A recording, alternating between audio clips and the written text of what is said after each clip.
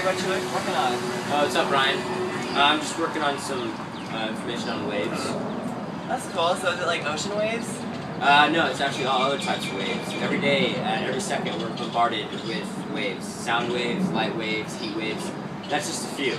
It's actually really fascinating because we don't even realize it. It's really interesting. You think I can see? Yeah, you want to check out this project I'm working on? The first two waves I'm going to talk about today are spherical waves and plane waves. Spherical waves are a wave whose equal phase surfaces form a family of concentric circles. The direction of travel is always perpendicular to the surfaces of the spheres.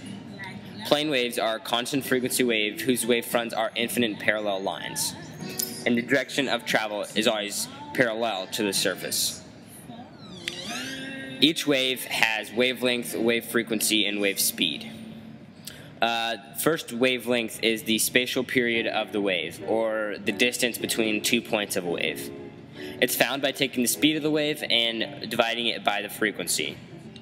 The frequency is how many times a wave occurs in a certain period of time, and the speed is just the speed of the wave, and it can be taken by finding the frequency times the wavelength. Now let's move on to dual pin interference. This is an interference of two spherical waves. Double slit interference demonstrates the inseparability of the wave. Constructive interference is the addition of two or more waves when wave crests overlap to produce a resulting wave of increased amplitude. Destructive interference is the combination of waves where crest parts of one wave overlap through crest parts of another, resulting in a wave of decreased amplitude. An example of constructive interference is music in a well-designed auditorium bouncing off walls.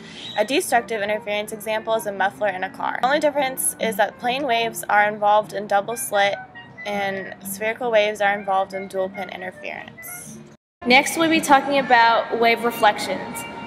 The angle of incidence is a measure of deviation of something from straight on, and the angle of reflection is the angle between a reflected ray and a line perpendicular to the reflecting surface at the point of incidence.